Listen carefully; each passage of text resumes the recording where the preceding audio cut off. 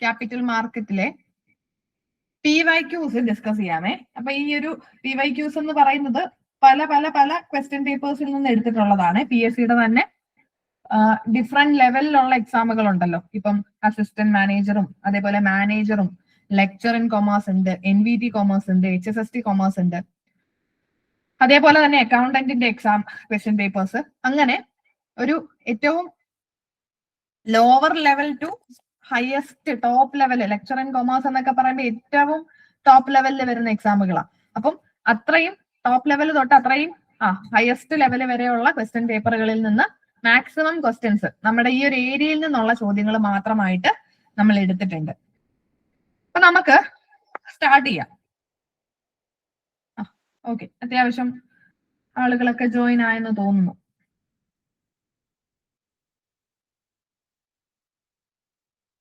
നിങ്ങൾ ചിലരെയൊക്കെ ഞാൻ അങ്ങനെ കാണാറേ ഇല്ല ക്ലാസ്സുകളിൽ കേട്ടോ. സ്ഥിരമായിട്ട് കയറുന്ന കുറച്ച് പേരെ അറിയാം, ബാക്കിയുള്ളവരെയൊക്കെ അങ്ങനെ ഡെയിലി ക്ലാസ്സുകളിൽ കാണാറില്ലാത്തവരാ, ഇടയ്ക്കൊക്കെ വരുന്നവരാണെന്ന് തോന്നുന്നു. യെസ്, അപ്പൊ നമുക്ക് ക്യാപിറ്റൽ മാർക്കറ്റിലെ പ്രീവിയസ് ഇയർ ക്വസ്റ്റ്യൻസിലേക്ക് പോകാമേ. അപ്പൊ അതിനു മുന്നേ ഞാൻ ജസ്റ്റ് നിങ്ങളെ ഒന്ന് കാണിക്കാം ഈ ക്വസ്റ്റ്യൻ പേപ്പേഴ്സ് എത്രത്തോളം ക്വസ്റ്റ്യൻ പേപ്പേഴ്സ് ഉണ്ടെന്നുള്ളത്.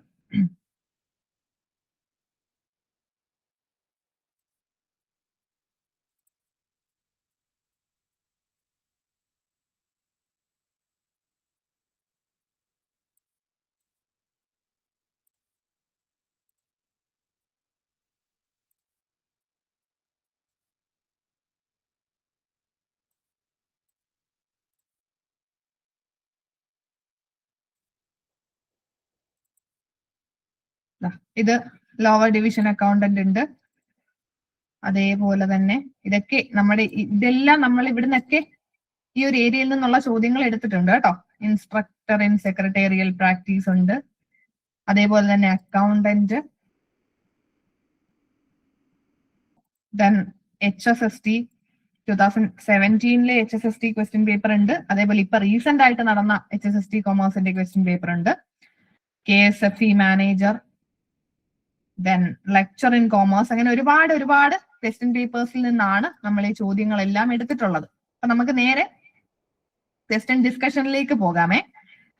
നിങ്ങളൊന്ന് നോട്ട് ചെയ്തോണം കേട്ടോ, എത്ര ചോദ്യങ്ങൾ ശരിയായി എന്നുള്ളതൊന്ന് നോട്ട് ചെയ്ത് വെച്ചോ. നമുക്ക് ജസ്റ്റ് ശരിയാകുന്നതും തെറ്റിപ്പോകുന്നതും എക്സാമിന് നമ്മൾ എക്സാം കഴിഞ്ഞിട്ട് നമ്മുടെ ആൻസർ കാൽക്കുലേറ്റ് ചെയ്യുന്നത് പോലെ തന്നെ ഒന്ന് നോട്ട് ചെയ്യണേ. എന്നിട്ട് ഞാൻ ചോദിക്കും എത്ര എണ്ണം ശരിയായെന്നുള്ള കാര്യം. ഓക്കെ, അപ്പൊ നോക്കിക്കേ, ഫസ്റ്റ് ക്വസ്റ്റ്യൻ തന്നെ കണ്ടോ. ഈ ചോദ്യങ്ങൾ കാണുമ്പോൾ ചിലത് കാണുമ്പോൾ ഭയങ്കര സിമ്പിൾ ആയിട്ടും ചിലത് നല്ല പാടായിട്ടും തോന്നും. കാരണം എല്ലാ ക്വസ്റ്റ്യൻ പേപ്പറും ഉണ്ട്, എല്ലാ ചോദ്യ പേപ്പറും എടുത്തിട്ടുണ്ട് നമ്മൾ. ഏറ്റവും ലോ ലെവൽ തൊട്ട് ടോപ്പ് ലെവലിൽ വരെ ഉള്ളത് എടുത്തിട്ടുണ്ട്. Yes, the major components that comprise of the Indian financial system. Answer ഒന്ന് കമന്റ് ചെയ്തേ.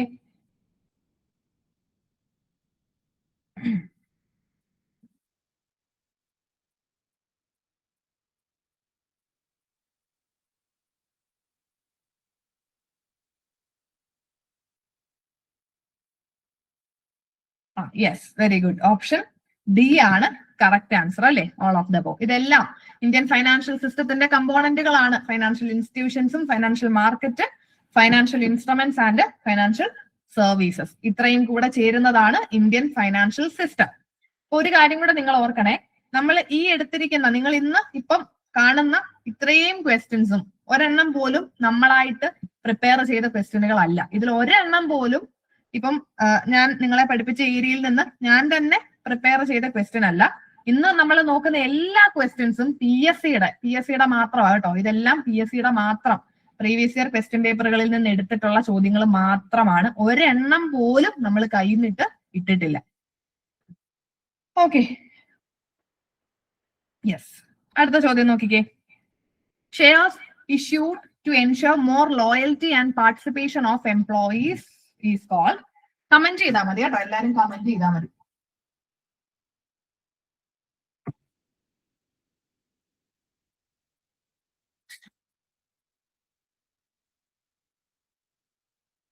ഞാൻ ഓരോ ക്വസ്റ്റ്യന്റെയും സോഴ്സ് ഏത് ക്വസ്റ്റ്യൻ പേപ്പർ ആണെന്ന് വെക്കാഞ്ഞതേ അത് കുറച്ചധികം ചോദ്യങ്ങളുണ്ട്. ഓരോന്നിന്റെയും സോഴ്സ് എടുത്ത് വെക്കുന്നത് കുറച്ച് ടൈം കൺസ്യൂമിങ് ആയിരുന്നു. അതുകൊണ്ടാണ് ഞാൻ ആ സോഴ്സ് വെക്കാഞ്ഞത്.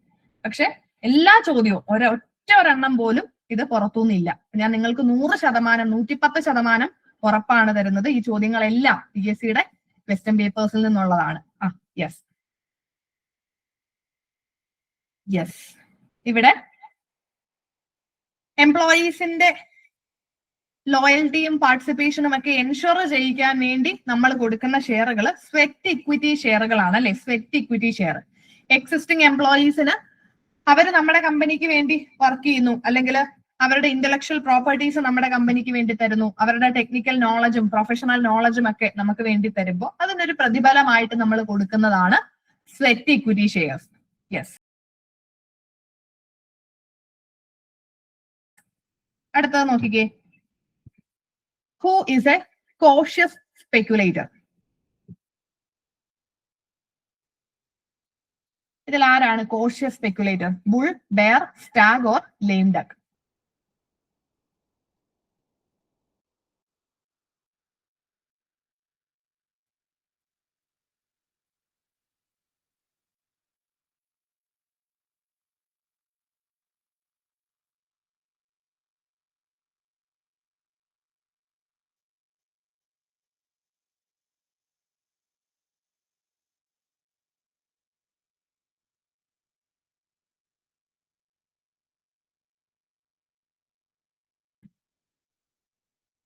യെസ്, സ്റ്റാഗ് ആണ് അല്ലെ. സ്റ്റാഗ് ആണ് കോഷ്യസ് സ്പെക്കുലേറ്റർ. കാരണം സ്റ്റാഗ് എന്ന് പറയുന്ന ഒരു സ്പെക്കുലേറ്ററുടെ പ്രത്യേകത എന്താ? ഇവര് IPO നടക്കുമ്പോൾ എന്ത് ചെയ്യും? അപ്ലൈ ചെയ്യും. IPO, ഒരു കമ്പനി IPO നടത്തുമ്പോൾ, ഇനീഷ്യൽ പബ്ലിക് ഓഫറിംഗ് നടത്തുമ്പോൾ ഇവര് ഷെയറുകൾക്ക് അപ്ലൈ ചെയ്യും. ദെൻ ഇവർക്ക് ഷെയറുകൾ അലോട്ട് ചെയ്ത് കിട്ടിക്കഴിഞ്ഞാൽ ഇവരുടനെ എന്ത് ചെയ്യും? പിന്നെ ഈ ഷെയറുകൾ സെക്കൻഡറി മാർക്കറ്റിൽ ലിസ്റ്റ് ചെയ്യുമല്ലോ. ഒരു കമ്പനി IPO നടത്തി കഴിഞ്ഞാൽ അവർക്ക് എന്ത് ചെയ്യാം? ലിസ്റ്റ് ചെയ്യാം. അപ്പൊ ഈ ഷെയറുകള് സെക്കൻഡറി മാർക്കറ്റിൽ ലിസ്റ്റ് ചെയ്ത് കഴിയുമ്പോൾ ഉടനെ ഇവര് കിട്ടിയ ഷെയറുകൾ വിൽക്കുകയും ചെയ്യും. കാരണം സെക്കൻഡറി മാർക്കറ്റിലേക്ക് ലിസ്റ്റ് ചെയ്ത് കഴിയുമ്പോൾ ഷെയറിന്റെ വില കൂടും. അപ്പൊ അങ്ങനെ വില കൂടും എന്ന് ഉറപ്പുള്ള തരത്തിലുള്ള കമ്പനികളിൽ മാത്രമേ ഇവര് പോയിട്ട് എന്ത് ചെയ്യത്തുള്ളൂ? അപ്ലൈ ചെയ്യത്തുള്ളൂ. അതായത് ഇപ്പൊ ഒരു company IPO, initial public offering നടത്തുമ്പോൾ ആ കമ്പനി അവരുടെ ഷെയറുകൾ സ്റ്റോക്ക് എക്സ്ചേഞ്ചിൽ ലിസ്റ്റ് ചെയ്ത് കഴിയുമ്പോൾ അതിന്റെ വില കൂടും എന്ന് ഉറപ്പുള്ള ഷെയറുകൾ, ഉറപ്പുള്ള കമ്പനികളിൽ മാത്രമേ ഇവർ പോയി അപ്ലൈ ചെയ്യുള്ളൂ. ഇവര് കോഷ്യസ് സ്പെക്കുലേറ്റേഴ്സാ. കാരണം ഇവർക്ക് ഭയങ്കരമായിട്ടുള്ള പ്രോഫിറ്റുകളൊന്നും എക്സ്പെക്ട് ചെയ്യുന്നില്ല. പക്ഷെ ഇവരെന്താ ഉദ്ദേശിക്കുന്നത്? IPO നടത്തുമ്പോൾ വാങ്ങുക, ദെൻ ലിസ്റ്റ് ചെയ്യുമ്പോൾ കുറച്ചുകൂടെ കൂടിയ വിലയ്ക്ക് അങ്ങ് വിൽക്കുക. ഇവര് ഒരു ഷോർട്ട് ടേമിലേക്കായിരിക്കും സെക്യൂരിറ്റി ഹോൾഡ് ചെയ്യുന്നത്. ഒരുപാട് ലോങ് ടേമിലേക്കൊന്നും സെക്യൂരിറ്റി ഹോൾഡ് ചെയ്ത് വെക്കത്തില്ല. IPO നടത്തുമ്പോൾ വാങ്ങി ലിസ്റ്റ് ചെയ്തപ്പോ അപ്പൊ തന്നെ അവരത് വിൽക്കുകയും ചെയ്തു. കോഷ്യസ് സ്പെക്കുലേറ്റേഴ്സാ. നമ്മുടെ ഈ ഒരു ബുള്ളും ബെയറും സ്റ്റാഗും ലെയിം ഡക്കും, ഈ 4 ടൈപ്പ് ഓഫ് സ്പെക്കുലേറ്റേഴ്സില് കോഷ്യസ് സ്പെക്കുലേറ്റർ എന്ന് അറിയപ്പെടുന്നത് സ്റ്റാഗിനെ തന്നെയാണ്. അപ്പൊ നിങ്ങൾ ആ ഒരു കീവേഡും കൂടെ സ്റ്റാഗുമായിട്ട് ചേർത്ത് വെച്ച് പഠിച്ചു വെച്ചേക്കുക. കോഷ്യസ് സ്പെക്കുലേറ്റർ എന്ന് പറയുമ്പോൾ അത് സ്റ്റാഗ് ആണെന്ന് ഓർത്തോണം. യെസ്. ഓക്കെ, നെക്സ്റ്റ് ചോദ്യം നോക്കിക്കേ. What are the different options other than cash used for distributing profits to shareholders?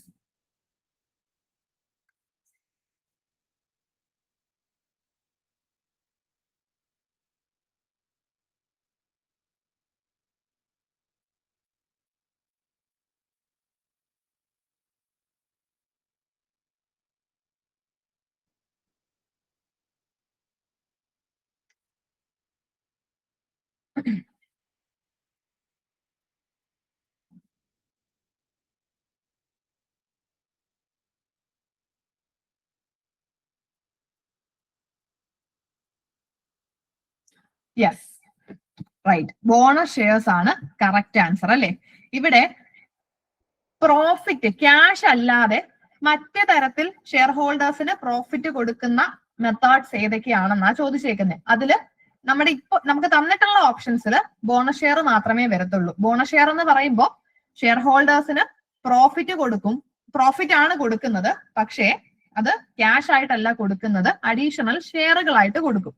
ഇപ്പോ ഞാനൊരു കമ്പനിയിലെ ഷെയർ വാങ്ങിക്കഴിഞ്ഞാൽ എനിക്ക് കമ്പനിക്ക് പ്രോഫിറ്റ് കിട്ടുമ്പോൾ അതിന്റെ ഒരു വിഹിതം എനിക്ക് കിട്ടാനുള്ള റൈറ്റ് ഉണ്ട്. കാരണം ഷെയർ ഹോൾഡർക്ക് ഡിവിഡൻഡ് കിട്ടാനുള്ള റൈറ്റ് ഉണ്ട്. ആ ഡിവിഡൻഡ് കമ്പനി എന്ത് ചെയ്യും? ചിലപ്പോ ക്യാഷ് ആയിട്ട് കൊടുക്കും.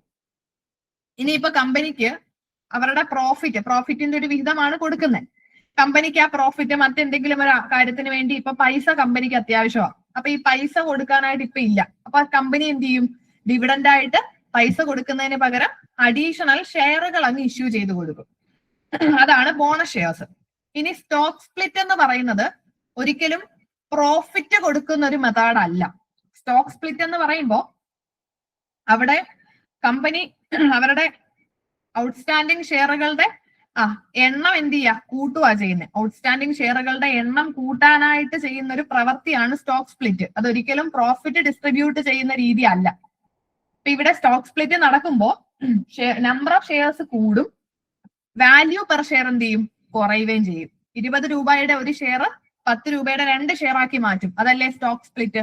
അപ്പൊ അവിടെ ഷെയറുകളുടെ എണ്ണം കൂടും, പക്ഷെ വാല്യൂ കുറയുക ചെയ്യുന്നത്. അത് പ്രോഫിറ്റ് ഡിസ്ട്രിബ്യൂഷൻ മെത്തേഡ് അല്ല. അപ്പൊ ഇവിടെ ബോണസ് ഷെയർസ് മാത്രമേ വരുള്ളൂ അല്ലെ? യെസ്. അടുത്ത ചോദ്യം നോക്കിക്കേ. Ability of an asset to be converted into cash very quickly is called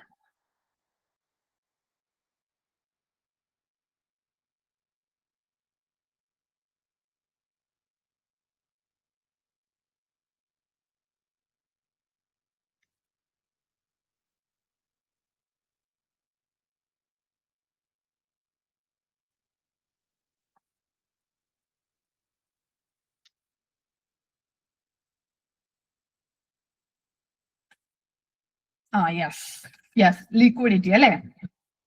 ഒരു അസറ്റിനെ ക്യാഷിലേക്ക് ഉള്ള കൺവേർട്ടബിലിറ്റി ടു ക്യാഷ്, അതാണ് ലിക്വിഡിറ്റി എന്ന് പറയുന്നത്.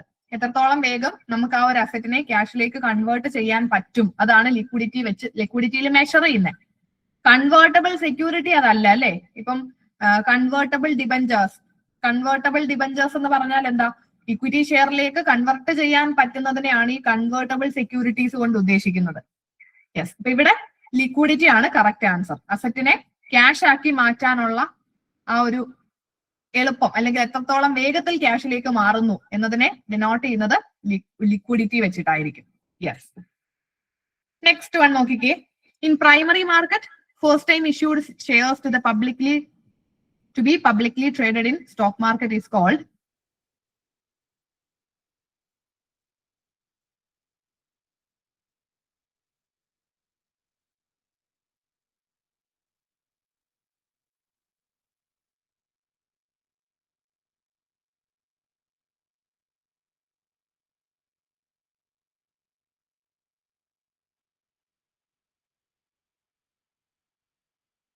Yes initial public offering. അതായത് പ്രൈമറി മാർക്കറ്റില് നമ്മൾ സെക്യൂരിറ്റീസിനെ ആദ്യമായിട്ട് ഷെയറുകളെ ഇഷ്യൂ ചെയ്യുവാണേ. എന്തിനു വേണ്ടിയിട്ടാ? To be publicly traded in stock market. നമ്മൾ IPO നടത്തി കഴിഞ്ഞാൽ, പ്രൈമറി മാർക്കറ്റിൽ ഫസ്റ്റ് ടൈം സെക്യൂരിറ്റീസ് ഇഷ്യൂ ചെയ്ത് കഴിഞ്ഞാൽ പിന്നീട് നമുക്ക് എന്ത് ചെയ്യാം? അതിനെ സ്റ്റോക്ക് മാർക്കറ്റിൽ പബ്ലിക്ലി എന്ത് ചെയ്യാം? ട്രേഡ് ചെയ്യാം. IPO നടത്തി കഴിഞ്ഞാൽ നേരെ ലിസ്റ്റ് ചെയ്യാം. ലിസ്റ്റ് ചെയ്ത് കഴിഞ്ഞാൽ നമുക്ക് സ്റ്റോക്ക് മാർക്കറ്റിൽ ഇത് ട്രേഡ് ചെയ്യാനായിട്ട് പറ്റും. അപ്പോ ഈ പ്രൈമറി മാർക്കറ്റിൽ സെക്യൂരിറ്റീസിനെ ഫസ്റ്റ് ടൈം ഇഷ്യൂ ചെയ്യുന്നതിനെയാണ് ഇനീഷ്യൽ പബ്ലിക് ഓഫറിംഗ് എന്ന് നമ്മൾ പറയുന്നത്. Yes. Next one, markets in which transactions are done through computers and telephone.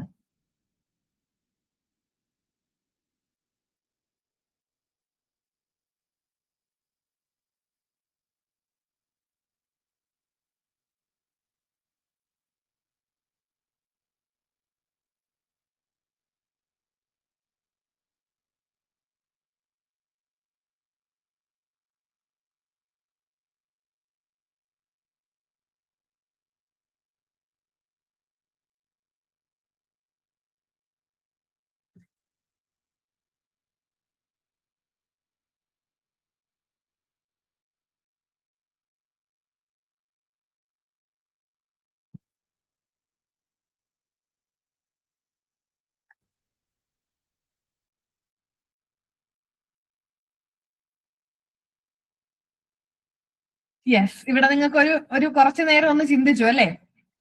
Over the counter market ആണ്. ഓവർ ദ കൗണ്ടർ മാർക്കറ്റിന്റെ പ്രത്യേകത നമ്മൾ ഈ OTCEI എക്സ്ചേഞ്ച് ഒക്കെ പഠിച്ചില്ലേ, ഓവർ ദ കൗണ്ടർ എക്സ്ചേഞ്ച്. അപ്പൊ അതിൽ ഈ ഓവർ ദ കൗണ്ടർ എന്നൊരു വാക്ക് വന്നാൽ അതിനർത്ഥം എന്താ? ഇവർക്ക് ഒരു ഫിസിക്കൽ സ്റ്റോക്ക് എക്സ്ചേഞ്ചോ അല്ലെങ്കിൽ ഫിസിക്കൽ മാർക്കറ്റോ ഒന്നും ഇല്ല.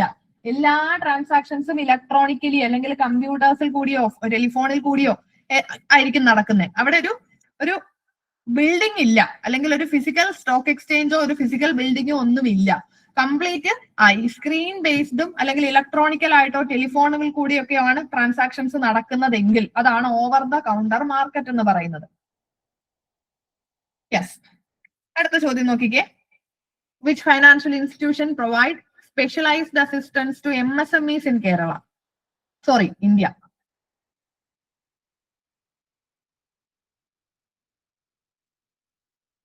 MSMEസിന് സ്പെഷ്യലൈസ്ഡ് അസിസ്റ്റൻസ് കൊടുക്കുന്ന ഇൻസ്റ്റിറ്റ്യൂഷൻ. ഇത് ഫൈനാൻഷ്യൽ ഇൻസ്റ്റിറ്റ്യൂഷൻസിനെ പഠിച്ചപ്പോ നമ്മൾ ഓരോന്നും പറഞ്ഞു പോയപ്പോ അവിടെ നമ്മൾ പഠിച്ചതാ.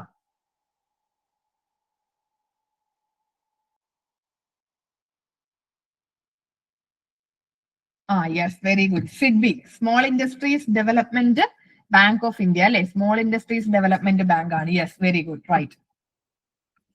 അടുത്ത ചോദ്യം. നമ്മളിപ്പോ ഒരു നോർമൽ ഈസി ലെവൽ ക്വസ്റ്റ്യൻസ് കഴിഞ്ഞു അല്ലെ? ഇതിന്റെ ഇടയ്ക്കിടയ്ക്ക് വരും കേട്ടോ. അടുത്തൊരു ചോദ്യം നോക്കിക്കേ, കുറച്ചുകൂടെ നിലവാരം കൂടിയൊരു ചോദ്യമാണ്. Which of the following statements are correct about equity share capital? It is a source of permanent capital.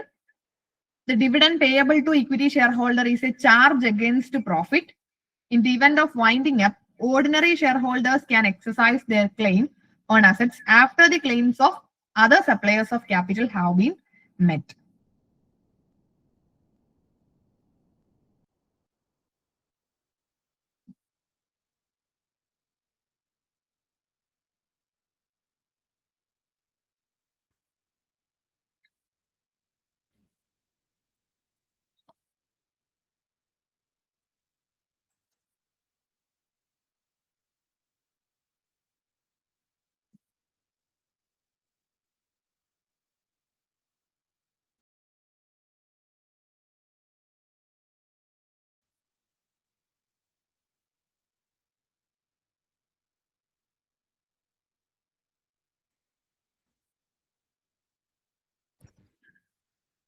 ഇവിടെ എത്തിയപ്പോഴത്തേക്കിന് എല്ലാവർക്കും കൺഫ്യൂഷനുകൾ വന്നു അല്ലെ? സി ഉണ്ട്, ഡി ഉണ്ട്, എ ഉണ്ട്. അപ്പൊ നിങ്ങൾ എല്ലാവർക്കും പല പല പല അഭിപ്രായങ്ങളായി. അപ്പൊ എന്തുകൊണ്ടാ ഇവിടെ ഒരു പ്രശ്നം വന്നേ? നോക്കിക്കേ, ഒന്നും കൂടെ കൃത്യമായിട്ട് ഒന്ന് മനസ്സിരുത്തി ഒന്ന് വായിച്ചു നോക്കിക്കേ. നമുക്ക് ഏതായിരിക്കും ആൻസർ വരുന്നത്? ഇക്വിറ്റി ഷെയർ ക്യാപിറ്റലുമായിട്ട് ബന്ധപ്പെട്ട് കറക്റ്റ് സ്റ്റേറ്റ്മെന്റ്സ് ഏതാണെന്നാ ചോദ്യം. It is it's A source of permanent capital. Permanent capital ആണ്. കമ്പനിയെ അപേക്ഷിച്ചിടത്തോളം എന്താണ്? പെർമനന്റ് ക്യാപിറ്റൽ ആണ്. 1 വരുമല്ലോ. യെസ്. ഇനി dividend payable to equity share holder is a charge against profit. അത് വരുമോ എന്ന് ആലോചിച്ച് നോക്കിക്കേ. ഇക്വിറ്റി ഷെയർ ഹോൾഡേഴ്സിന് കൊടുക്കുന്ന ഡിവിഡൻഡ് അതൊരു പ്രോഫിറ്റിനെതിരെ it is a charge against profit എന്നാ പറഞ്ഞേക്കുന്നത്. ചാർജ് അഗൻസ്റ്റ് പ്രോഫിറ്റ് ഞാൻ നിങ്ങളെ ഇത് പഠിപ്പിച്ച സമയത്ത് പറഞ്ഞിട്ടുണ്ടായിരുന്നു. ഈ 2 കോൺസെപ്റ്റുകൾ നിങ്ങൾ മനസ്സിലാക്കി വെക്കണം. ഏതൊക്കെയാ? ചാർജ് അഗൻസ്റ്റ് പ്രോഫിറ്റും അപ്രോപ്രിയേഷൻ ഓഫ് പ്രോഫിറ്റും. ഈ 2 കോൺസെപ്റ്റുകൾ മനസ്സിലാക്കണം. അത് നിങ്ങൾക്ക് ചിലപ്പോൾ ചോദിക്കാൻ ചാൻസ് ഉണ്ട് കേട്ടോ. ഫൈനാൻഷ്യൽ മാനേജ്മെന്റിലും ഇത് ഈ ഒരു സംഭവം വേണം. ഫൈനാൻഷ്യൽ മാനേജ്മെന്റ് അല്ല, അക്കൗണ്ടിങ്ങില് കമ്പനി അക്കൗണ്ട്സിലും വേണം ഇത് കയറി വരാം. അപ്പോ ചാർജ് അഗൻസ്റ്റ് പ്രോഫിറ്റ് എന്ന് പറഞ്ഞു കഴിഞ്ഞാല് നമ്മുടെ നെറ്റ് പ്രോഫിറ്റിനെ കുറയ്ക്കുന്ന ഐറ്റംസ് ആണ് charge against profit. That means net പ്രോഫിറ്റിനെ കുറയ്ക്കുന്ന ഐറ്റംസ് ഏതാ? P&L അക്കൗണ്ടിന്റെ ഡെബിറ്റിൽ വരുന്ന ഐറ്റംസ്. P&L അക്കൗണ്ടിന്റെ ഡെബിറ്റിൽ നമ്മൾ എന്ത് എഴുതിയാലും അത് നെറ്റ് പ്രോഫിറ്റിനെ കുറയ്ക്കുന്ന ഐറ്റംസ് ആണ് അല്ലെ? അതെല്ലാം ചാർജ് അഗൻസ്റ്റ് പ്രോഫിറ്റാ. അതായത് പ്രോഫിറ്റിനെ കുറയ്ക്കുന്ന ഐറ്റംസാ. ഇനി രണ്ടാമതൊരു കോൺസെപ്റ്റ് ഉണ്ട്, അപ്രോപ്രിയേഷൻ ഓഫ് പ്രോഫിറ്റ്. അപ്രോപ്രിയേഷൻ എന്ന് പറഞ്ഞാൽ എന്താണെന്ന് അറിയാമോ? വീതിക്കുക.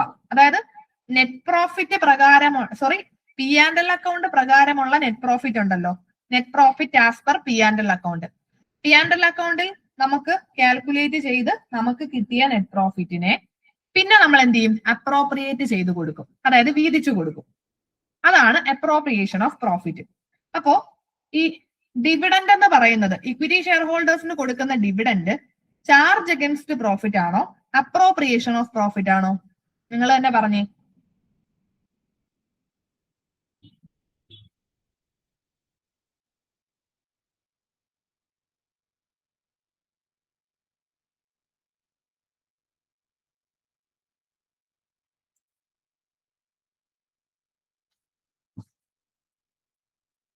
ഏതാ? അപ്രോപ്രിയേഷൻ ഓഫ് പ്രോഫിറ്റ് അല്ലേ? ഇക്വിറ്റി ഷെയർ ഹോൾഡേഴ്സിന് കൊടുക്കുന്ന ഡിവിഡൻഡ് അപ്രോപ്രിയേഷൻ ഓഫ് പ്രോഫിറ്റ് ആ. കാരണം ഈ ഡിവിഡൻഡ് എന്ന് പറഞ്ഞ ഒരു ഐറ്റം ഒരിക്കലും നമ്മൾ പി ആൻഡ് എൽ അക്കൗണ്ടിന്റെ ഡെബിറ്റിൽ എഴുതി വെക്കത്തില്ല. കാരണം എന്താ? പി ആൻഡ് എൽ അക്കൗണ്ടിലൊക്കെ പ്രകാരമുള്ള എല്ലാ ട്രീറ്റ്മെന്റുകളും കഴിഞ്ഞ് കിട്ടുന്ന ഫൈനൽ പ്രോഫിറ്റിന്റെ വിഹിതമാണ് ഷെയർ ഹോൾഡേഴ്സിന് കൊടുക്കുന്നത്. അപ്പൊ ആ കണ്ടുപിടിച്ച പ്രോഫിറ്റിനെ പിന്നീട് വീതിച്ചു കൊടുക്കുന്നതാണ് ഡിവിഡൻഡ്. അപ്പൊ that is an appropriation of profit, not a charge against profit. Yes. അപ്പോ ഡിവിഡൻഡ് എന്ന് പറയുന്നത് എന്തല്ല? ചാർജ് അഗൻസ്റ്റ് പ്രോഫിറ്റ് അല്ല. സ്റ്റേറ്റ്മെന്റ് 2 തെറ്റാ. ഇനി മൂന്നാമത്തെ സ്റ്റേറ്റ്മെന്റിലേക്ക് വന്നേ. In the event of winding up, ordinary share holders can exercise their claim on asset after the claim of other suppliers of capital have been met. എന്താ ഈ പറഞ്ഞേക്കുന്നേ? കമ്പനി വൈൻഡ് അപ്പ് ചെയ്യുന്ന സമയത്ത് ഓർഡിനറി ഷെയർ ഹോൾഡേഴ്സ് ആരാന്നറിയാമോ? നമ്മുടെ ഇക്വിറ്റിക്കാരാ. Equity shareholders ആണ് ordinary share holders. അപ്പൊ company wind up ചെയ്യുന്ന സമയത്ത് ഓർഡിനറി ഷെയർ ഹോൾഡേഴ്സിന്റെ ക്ലെയിം ഉണ്ടല്ലോ, അതായത് അവര് കമ്പനിയിലേക്ക് തന്നിട്ടുള്ള ക്യാപിറ്റലൊക്കെ, അവരുടെ ക്ലെയിം അവർക്ക് എപ്പോഴാണ് അവരുടെ ക്യാപിറ്റൽ തിരിച്ചു കിട്ടുന്നത്? അവർക്ക് എപ്പോഴാണ് അത് ക്ലെയിം ചെയ്യാനായിട്ട് പറ്റുന്നത്? മറ്റ് ആൾക്കാരുണ്ട്, അതർ സപ്ലയേഴ്സ് ഓഫ് ക്യാപിറ്റൽ വരുന്നതാണ് ഈ ഡിബഞ്ചർ ഹോൾഡേഴ്സും അതേപോലെ തന്നെ പ്രിഫറൻസ് ഷെയർ ഹോൾഡേഴ്സ്, അതേപോലെ നമ്മൾ അല്ലാതെ ലോണുകൾ എടുത്തിട്ടുണ്ടെങ്കിൽ അതെല്ലാം അതർ സപ്ലയേഴ്സാണ്. അതായത് മറ്റ് എക്സ്റ്റേണൽ ആളുകളായിരിക്കും. അവരുടെ ക്ലെയിം മീറ്റ് ചെയ്ത് കഴിഞ്ഞ് അധികം ഉണ്ടെങ്കിലല്ലേ ഇക്വിറ്റി ഷെയർ ഹോൾഡേഴ്സിന് കൊടുക്കുള്ളൂ. അതല്ലേ നമ്മൾ പഠിച്ചേക്കുന്നേ. എക്സ്റ്റേണൽ ആളുകൾക്കെല്ലാം കൊടുത്തു കഴിഞ്ഞ് പ്രിഫറൻസ് ഹോൾഡേഴ്സിനും കൊടുത്തു കഴിഞ്ഞ് ബാക്കിയുള്ളതേ ആർക്കുള്ളൂ? ഇക്വിറ്റിക്കാർക്കുള്ളൂ. അപ്പൊ മറ്റുള്ളവരുടെ ക്ലെയിം എല്ലാം മീറ്റ് ചെയ്ത് കഴിഞ്ഞ് ബാക്കി എന്തെങ്കിലും കമ്പനിയുടെ ഫിക്സഡ് അസറ്റുകളോ ലാൻഡോ ബിൽഡിങ്ങോ മെഷീനറിയോ എന്താണെങ്കിലും ബാക്കിയുള്ളവരുടെ ക്ലെയിം എല്ലാം, അതായത് അവർക്ക് കിട്ടാനുള്ള എല്ലാം കമ്പനി കൊടുത്തു കഴിഞ്ഞ് കമ്പനിയിൽ ബാക്കി എന്തെങ്കിലും ഉണ്ടെങ്കിൽ മാത്രമേ ഇക്വിറ്റി ഷെയർ ഹോൾഡേഴ്സിന് അവരുടെ ക്ലെയിം എക്സസൈസ് ചെയ്യാൻ പറ്റുള്ളൂ. അത് ശരിയല്ലേ ആ statement? In the event of winding up, ordinary share holders can exercise their claim on asset after the claims of other suppliers of capital have been met. അപ്പോ 3 ശരിയാ, 1ഉം 3ഉം ശരിയാണ്. Option C ആണ് correct. 1-2 പേര് ഓപ്ഷൻ സി പറഞ്ഞിട്ടുണ്ട്. 1-2 പേരാണ് option C പറഞ്ഞത്. ബാക്കി നിങ്ങൾ കുറച്ച് പേര് എയും ഡിയും ഒക്കെ പറഞ്ഞു. അപ്പൊ ഇവിടെ അറിയാം, നിങ്ങൾക്ക് അറിയാവുന്ന കാര്യങ്ങളായത്. അശ്രദ്ധ കൊണ്ട് തെറ്റിപ്പോയതല്ലേ? നമ്മൾ ആ മൂന്നാമത്തെ സ്റ്റേറ്റ്മെന്റ് ഒക്കെ കൃത്യമായിട്ടൊന്നിരുന്ന് വായിക്കാത്തത് കൊണ്ടാണ് ആ തെറ്റ് വന്നത്. യെസ്, ക്ലിയർ ആയില്ലേ?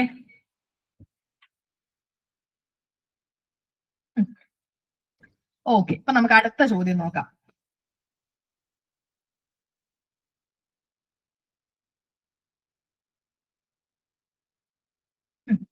Which of the following statements about corporate announcements by stock exchange is correct? They are made to inform investors and public of significant company events. They include disclosures about insider trading activities. They are mandatory for companies listed on stock exchange. They are primarily for internal company use. Corporate announcement എന്ന് പറഞ്ഞൊരു concept ആണ്. അത് നമ്മൾ ക്ലാസ്സിൽ നോക്കിയിട്ടില്ലെന്ന് തോന്നുന്നു. ഞാനത് ഇട്ടിട്ടുണ്ട്, എന്റെ നോട്ട്സ് വെച്ചിട്ടുണ്ട്. ഇത് പഠിച്ചില്ലേ പോലും ജസ്റ്റ് ഒരു ലോജിക്ക് വെച്ചിട്ടൊന്ന് വായിച്ചു നോക്കിയേ.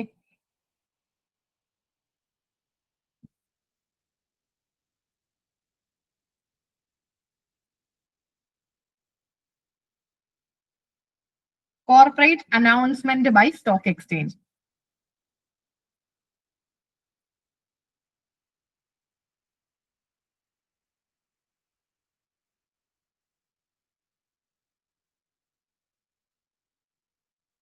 ഞാൻ ആ ഒരു കോൺസെപ്റ്റ് ജസ്റ്റ് പറഞ്ഞുതരാം. അപ്പൊ നിങ്ങൾക്ക് ഒന്നുകൂടെ വ്യക്തമായിട്ട് ആൻസർ ചെയ്യാൻ പറ്റുമായിരിക്കും. കോർപ്പറേറ്റ് അനൗൺസ്മെന്റ് എന്ന് പറയുമ്പോൾ ആ പേര് തന്നെ കണ്ടോ, സ്റ്റോക്ക് എക്സ്ചേഞ്ചുകൾ കോർപ്പറേറ്റ് അനൗൺസ്മെന്റ് നടത്തണം. അതായത് സ്റ്റോക്ക് എക്സ്ചേഞ്ചിൽ ലിസ്റ്റ് ചെയ്തിട്ടുള്ള കമ്പനീസ്, ഇവര് ഈ കമ്പനിയിലെ കാര്യങ്ങൾ ആരെ അറിയിക്കണം? കമ്പനിയിലുള്ള മെറ്റീരിയൽ ആയിട്ടുള്ള കാര്യങ്ങൾ, മെറ്റീരിയൽ ഇൻഫർമേഷൻ സ്റ്റോക്ക് എക്സ്ചേഞ്ചിനെ അറിയിച്ചിരിക്കണം എന്ന് നിർബന്ധമാണ്. സ്റ്റോക്ക് എക്സ്ചേഞ്ച് അത് പബ്ലിക്കിനോട് പറയും, പബ്ലിക്കിനോട് അത് അനൗൺസ് ചെയ്യും. അപ്പം ഒരു കമ്പനി സ്റ്റോക്ക് എക്സ്ചേഞ്ചിൽ ലിസ്റ്റ് ചെയ്തിട്ടുണ്ടെങ്കിൽ അവർ ആ കമ്പനിയിലുള്ള മെറ്റീരിയൽ ആയിട്ടുള്ള എല്ലാ ഇൻഫർമേഷൻസും സ്റ്റോക്ക് എക്സ്ചേഞ്ചിനെ കമ്പൾസറി ആയിട്ടും അറിയിച്ചിരിക്കണം. എന്തിനു വേണ്ടിയിട്ടാ? സ്റ്റോക്ക് എക്സ്ചേഞ്ച് അത് പബ്ലിക്കിന് അവൈലബിൾ ആക്കി കൊടുക്കും. മെയിൻ ആയിട്ടുള്ള ഉദ്ദേശം ഇൻവെസ്റ്റേഴ്സിന്റെ ഒരു പ്രൊട്ടക്ഷൻ, ഇൻവെസ്റ്റേഴ്സിനെ അറിയാനാ. അതായത് ആ കമ്പനിയെ പറ്റി ഇൻവെസ്റ്റേഴ്സിന് അറിയണം കമ്പനിക്കകത്ത് നടക്കുന്ന കാര്യങ്ങൾ. കാരണം അവരെന്ത് ചെയ്തേക്കുവാ, ആ കമ്പനിയുടെ സെക്യൂരിറ്റീസ് അവർ വാങ്ങി വെച്ചേക്കുവല്ലേ, ആ കമ്പനിയുടെ ഷെയറുകൾ സ്റ്റോക്ക് എക്സ്ചേഞ്ച് വഴി ഇൻവെസ്റ്റേഴ്സ് വാങ്ങി വെച്ചേക്കുക. അപ്പൊ ആ കമ്പനിയിൽ എന്തൊക്കെയാ നടക്കുന്നതെന്ന് ഇൻവെസ്റ്റേഴ്സിന് അറിയാനുള്ള അവകാശമുണ്ട്. അതുകൊണ്ട്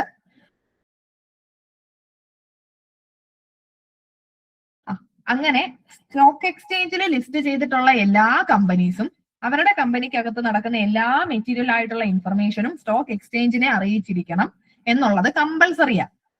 പിന്നെ നോക്കിക്കേ, they are made to inform investors and public of significant company events. ശരിയാണ്. ഈ കോർപ്പറേറ്റ് അനൗൺസ്മെന്റ് നടത്തുന്ന എന്തിനു വേണ്ടിയിട്ടാ?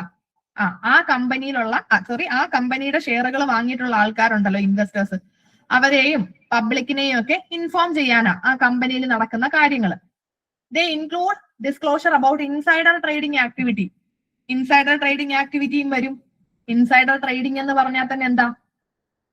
ഇൻസൈഡർ ട്രേഡിംഗ് എന്ന് പറയുമ്പോൾ കമ്പനിക്കകത്തുള്ള ഇൻഫർമേഷൻ, കമ്പനിക്കകത്ത് അൺപബ്ലിഷ്ഡ് ആയിട്ടുള്ള ഇൻഫർമേഷൻ, അൺപബ്ലിഷ്ഡ് ആയിട്ടുള്ള ഇൻഫർമേഷൻസ് ഉപയോഗിച്ചുകൊണ്ട് കമ്പനിക്കകത്തുള്ളവര് എന്തെങ്കിലും കാര്യങ്ങൾ ചെയ്യുന്നതിനെയാണ് ഇൻസൈഡർ ട്രേഡിംഗ് എന്ന് പറയുന്നത്, അല്ലെ? കമ്പനിക്കകത്തെ അൺപബ്ലിഷ്ഡ് ഇൻഫർമേഷൻസ് ഉപയോഗിച്ചുകൊണ്ട് കമ്പനിയിൽ തന്നെ ഉള്ള ആൾക്കാർ കാണും. ആ ഇൻഫർമേഷൻ പബ്ലിക്കിന് അവൈലബിൾ ആക്കി കാണത്തില്ല.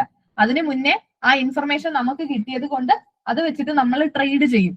അപ്പോ അങ്ങനെ എന്തെങ്കിലും ഇൻസൈഡർ ട്രേഡിംഗ് ആക്ടിവിറ്റി ആ കമ്പനിയിൽ നടക്കുന്നുണ്ടെങ്കിൽ അതും ഡിസ്ക്ലോസ് ചെയ്യും. അതേപോലെ ലിസ്റ്റഡ് കമ്പനീസിന് ഇത് മാൻഡേറ്ററി ആണ്. ഇനി ഈ കോർപ്പറേറ്റ് അനൗൺസ്മെന്റ് നടത്തുന്നത് കമ്പനിയുടെ ഇന്റേണൽ യൂസിന് വേണ്ടി അല്ല, കമ്പനിക്ക് അകത്തുള്ള യൂസിന് വേണ്ടി അല്ലല്ലോ, പബ്ലിക്കിന് വേണ്ടിയിട്ടാണ്. ഇൻവെസ്റ്റേഴ്സിന്റെ പ്രൊട്ടക്ഷൻ ആണ് മെയിൻ ഉദ്ദേശം. ഇവിടെ കോർപ്പറേറ്റ് അനൗൺസ്മെന്റ് എന്ന് പറയുന്നത് official information released by company through stock exchange to inform investors about important decisions and events.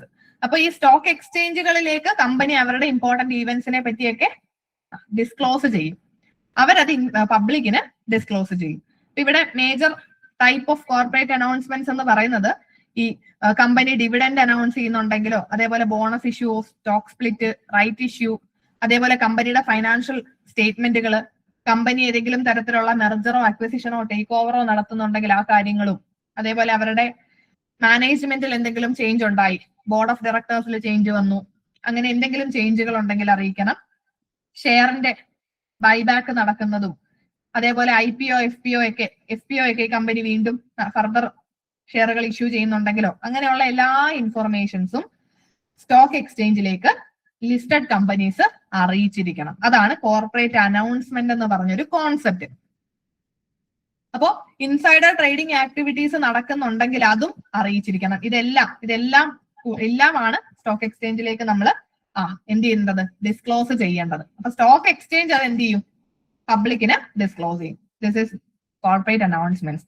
ഈ ഒരു കോൺസെപ്റ്റ് ക്ലിയർ അല്ലേ? യെസ്. നമുക്ക് അടുത്ത ചോദ്യം നോക്കാം. Which of the following statement about clause 49 of the listing agreement is correct? ഇന്നലെ പഠിച്ചതാ അല്ലേ? Close 49 listing agreement. പറഞ്ഞേ. It mandate the appointment of independent directors on the board. It require company to publish quarterly financial result. It allow company to avoid disclosing insider trading information. It applies to private limited companies.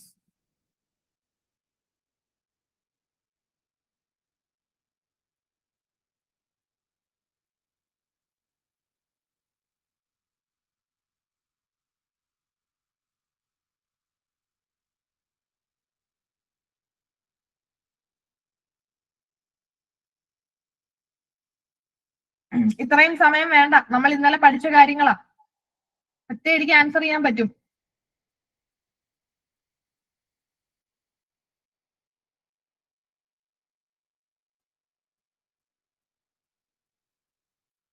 ചോദ്യം നന്നായിട്ട് ശ്രദ്ധിച്ചേ. Close 49 listing agreement പ്രകാരം ഇതിൽ ഏതാണ് correct ആയിട്ടുള്ള ഒരു statement? അപ്പൊ നമ്മൾ ക്ലോസ് 49 ലിസ്റ്റിംഗ് എഗ്രിമെന്റിൽ കുറെ കാര്യങ്ങൾ പഠിച്ചു. അതിനകത്ത് നമ്മൾ പഠിച്ച എന്തെങ്കിലും ഇതിൽ വന്നിട്ടുണ്ടോ നോക്കിയാൽ മതി അല്ലെ. നമ്മൾ ഇന്നലെ പഠിച്ചതിനകത്ത് ഏതെങ്കിലും ഒരു കാര്യം ഇവിടെ പറഞ്ഞിട്ടുണ്ടോ നോക്കിയാൽ മതി.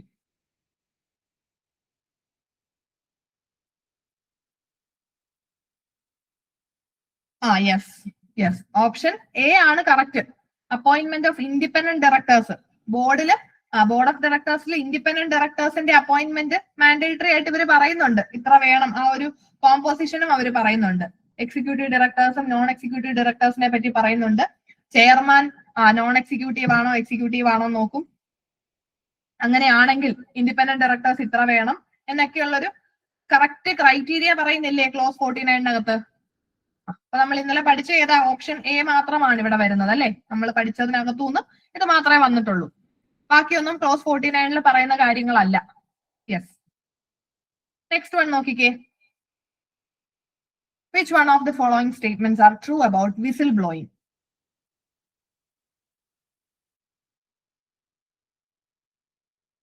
ഈ ഇൻസൈഡർ ട്രേഡിങ്ങും വിസിൽ ബ്ലോയിങ്, ഇൻസൈഡർ ട്രേഡിംഗ് എന്ന് പറയുന്നത് കമ്പനിക്കകത്ത് നടക്കുന്ന ഒരു അൺഎത്തിക്കൽ പ്രാക്ടീസാണ്. ഇപ്പൊ വിസിൽ ബ്ലോയിങ് എന്താണെന്നും ഞാൻ ആ ഇൻസൈഡർ ട്രേഡിംഗ് പറഞ്ഞപ്പോ ജസ്റ്റ് ഒന്ന് പറഞ്ഞു തന്നിരുന്നു നിങ്ങൾക്ക്. അപ്പം നോക്കിക്കേ ഏതൊക്കെയാണ് correct statements. Whistle blowing involve reporting unethical or illegal practices within an organization. It is only applicable in case of financial fraud. Whistleblowers are often protected by laws against retaliation. It is an informal method of raising complaints.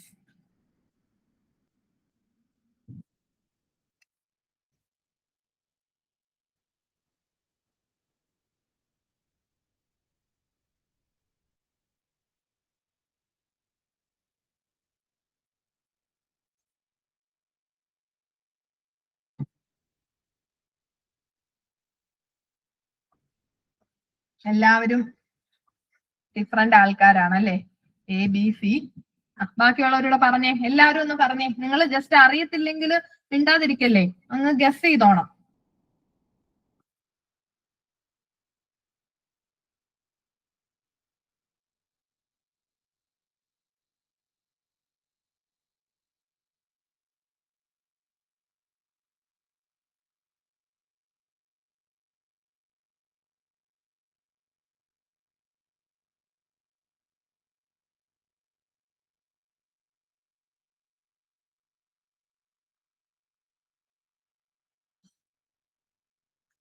നമുക്ക് നോക്കാം. Whistle blowing എന്ന് പറഞ്ഞൊരു mechanism എന്താ? നമ്മൾ പറഞ്ഞു ഒരു കമ്പനിക്കകത്ത് എന്തെങ്കിലും ഒരു ഇല്ലീഗൽ ആയിട്ടൊരു കാര്യം നടക്കുന്നുണ്ടെങ്കിൽ അത് കമ്പനിക്കകത്ത് തന്നെ ഉള്ള ഒരാള് നമ്മുടെ മാനേജേഴ്സിലേക്ക് എത്തിക്കുന്നതിനെയാണ് വിസിൽ ബ്ലോയിങ് എന്ന് പറയുന്നത് അല്ലെ. Whistle blowing. ഇപ്പോ നമ്മളൊരു കമ്പനിയിൽ വർക്ക് ചെയ്യുക. ഇപ്പൊ നമ്മൾ നോക്കുമ്പോ നമ്മുടെ കൂടെ വർക്ക് ചെയ്യുന്ന ഒരാള് തട്ടിപ്പ് നടത്തുന്നുണ്ട്, അയാള് പൈസയിലൊക്കെ തിരിമറി നടത്തുന്നു. അപ്പൊ ഇങ്ങനെയൊക്കെയുള്ള തട്ടിപ്പും വെട്ടിപ്പും നടത്തുന്നുണ്ട്. കമ്പനിയിൽ ഏതെങ്കിലുമൊക്കെ തരത്തിലൊരു ഫ്രോഡ് കാണിക്കുന്നുണ്ട്. അങ്ങനെയാണെങ്കിൽ ആ കാര്യം ഞാൻ എന്ത് ചെയ്യും? മാനേജ്മെന്റിനെ അറിയിക്കും. അതാണ് വിസിൽ ബ്ലോയിങ് എന്ന് പറയുന്നത്. അൺഎത്തിക്കൽ അല്ലെങ്കിൽ ഇല്ലീഗൽ പ്രാക്ടീസുകൾ റിപ്പോർട്ട് ചെയ്യുന്നതാണ് വിസിൽ ബ്ലോയിങ്.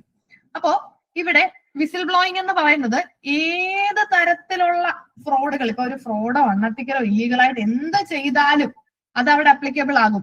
ഇപ്പോ പൈസ തിരിമറി നടത്തി, അല്ലെങ്കിൽ കമ്പനിയിലെ സ്റ്റോക്ക് ഞാൻ കുറച്ച് എടുത്തുകൊണ്ട് പോയി, ഏത് തരത്തിൽ നമുക്ക് എന്ത് ചെയ്യാം? അത് ഫൈനാൻഷ്യൽ ഫ്രോഡ് തന്നെ ആകണം എന്ന് ഒരു നിർബന്ധവും ഇല്ല. കമ്പനിക്കകത്ത് അൺഎത്തിക്കലായിട്ട് എന്ത് ചെയ്താലും അത് നമ്മൾ റിപ്പോർട്ട് ചെയ്യും. ആ റിപ്പോർട്ട് ചെയ്യുന്നതിനെയാണ് വിസിൽ ബ്ലോയിങ് എന്ന് പറയുന്നത്. അപ്പൊ ഓപ്ഷൻ 1 വരും, 2 വരത്തില്ല. ഫൈനാൻഷ്യൽ ഫ്രോഡിന് മാത്രമല്ല, ഏത് തരത്തിലുള്ള ഒരു അൺഎത്തിക്കൽ പ്രാക്ടീസ് നടന്നാലും നമുക്ക് എന്ത് ചെയ്യാം? വിസിൽ ബ്ലോയിങ് നടത്താം. ഇനി സ്റ്റേറ്റ്മെന്റ് 3 ശരിയാ. വിസിൽ ബ്ലോവേഴ്സിനെ ലോ പ്രൊട്ടക്ട് ചെയ്യുന്നുണ്ട്. അതായത് ഇവർക്ക് എതിരെ ഒരു തിരിച്ചടി ഒന്നും വരത്തില്ല. ഇപ്പൊ ഞാനാണ് ഈ കാര്യം പോയി പറഞ്ഞതെന്ന് പബ്ലിക് ആക്കി കഴിഞ്ഞു കഴിഞ്ഞാല് ആ വ്യക്തിക്ക് എന്നോടൊരു പേഴ്സണൽ വൈരാഗ്യം വരും അല്ലെ. അപ്പൊ അങ്ങനെ ഒരു പ്രൊട്ടക്ഷൻ ഈ വിസിൽ ബ്ലോവേഴ്സിന് കൊടുക്കുന്നുണ്ട് കേട്ടോ, ലോ തന്നെ കൊടുക്കുന്നുണ്ട്. ഇവരുടെ വിവരങ്ങൾ വെളിപ്പെടുത്തത്തില്ല. അതേപോലെ ഇതൊരു ഇൻഫോർമൽ മെത്തേഡ് അല്ല, ഇത് ഫോർമൽ മെത്തേഡാ. വിസിൽ ബ്ലോയിങ് പോളിസി ഒക്കെ ഉണ്ട്. ഇത് കോർപ്പറേറ്റ് ഗവേണൻസുമായിട്ട് ബന്ധപ്പെട്ട് വരുന്നതാണ് കേട്ടോ. ഇത് ഇൻഫോർമൽ മെത്തേഡ് അല്ല, ഇത് ഫോർമൽ ആയിട്ട് തന്നെ നമുക്ക് കമ്പനിക്കകത്ത് നടക്കുന്ന കാര്യങ്ങൾ ഇല്ലീഗൽ അല്ലെങ്കിൽ അൺഎത്തിക്കൽ പ്രാക്ടീസുകൾ ഫോർമൽ ആയിട്ട് തന്നെ നമുക്കത് പറയുന്ന ഒരു മെക്കാനിസം ആണ് വിസിൽ ബ്ലോയിങ് എന്ന് പറയുന്നത്, ഇൻഫോർമൽ മെത്തേഡ് അല്ല. യെസ്, അതുകൊണ്ട് ആ വിസിൽ ബ്ലോയേഴ്സ് പോളിസി ഒക്കെ ഉള്ളത് കമ്പനിയിൽ തന്നെ. അപ്പൊ നമ്മള് ഇത് അധികം നമ്മൾ ഈ ഒരു ഏരിയ പഠിക്കാഞ്ഞത്, ഇത് കോർപ്പറേറ്റ് ഗവേണൻസ് ആണ്. നമുക്ക് കോർപ്പറേറ്റ് ഗവേണൻസ് എന്ന് പറഞ്ഞൊരു ഏരിയ നമുക്ക് അധികം പഠിക്കാനില്ല. കൂടുതലും ഇത് കമ്പനിയുമായിട്ട് ബന്ധപ്പെട്ട് വരുന്നതാ. എന്നാലും ഒന്ന് അറിഞ്ഞിരിക്കാൻ എടുത്തിട്ടതാണ്. ഇത് എക്സാക്ട് നമ്മുടെ ഈ സിലബസ് വെച്ചൊരു എക്സാം അല്ല. കോർപ്പറേറ്റ് ഗവേണൻസ് ഒക്കെ ഉൾപ്പെടുന്ന സിലബസ് ഉള്ള എക്സാമിനേഷന്റെ ക്വസ്റ്റ്യൻ പേപ്പറാണ്. HSST-യിലൊക്കെ ആണെങ്കിൽ കോർപ്പറേറ്റ് ഗവേണൻസ് ഒക്കെ പഠിക്കാനുണ്ട്. സെപ്പറേറ്റ് ഇത് സിലബസിൽ തന്നെ എടുത്തു പറഞ്ഞിട്ടുണ്ട്. അങ്ങനെ വരുമ്പോഴാണ് ഇത്രയും ഡെപ്തിലൊക്കെ ചോദ്യങ്ങൾ ഈ ഒരു ഏരിയയിൽ നിന്നൊക്കെ ചോദിക്കുന്നത്. ഓക്കെ, എന്നാലും ഇതൊന്ന് ഓർത്ത് വെക്കുക. ഇൻസൈഡർ ട്രേഡിംഗ് എന്ന് പറഞ്ഞൊരു കാര്യം, ഇൻസൈഡർ ട്രേഡിംഗ് എന്ന് പറയുമ്പോൾ കമ്പനിക്കകത്തുള്ള കാര്യങ്ങൾ, കമ്പനിക്കകത്തുള്ള അൺപബ്ലിഷ്ഡ് ഇൻഫർമേഷൻ നമ്മൾ യൂസ് ചെയ്തുകൊണ്ട് ട്രേഡ് ചെയ്യുന്നതാണ് ഇൻസൈഡർ ട്രേഡിംഗ്. വിസിൽ ബ്ലോയിങ് എന്ന് പറയുമ്പോൾ കമ്പനിക്കകത്ത് നടക്കുന്ന അൺഎത്തിക്കൽ ആയിട്ടോ അല്ലെങ്കിൽ അൺഒഫീഷ്യൽ ആയിട്ടോ ഇല്ലീഗൽ ആയിട്ടോ ഒക്കെ എന്തെങ്കിലും കാര്യം നടന്നാൽ അത് മാനേജ്മെന്റിലേക്ക് എത്തിക്കുന്ന മെക്കാനിസമാണ് വിസിൽ ബ്ലോയിങ് എന്ന് പറയുന്നത്. യെസ്.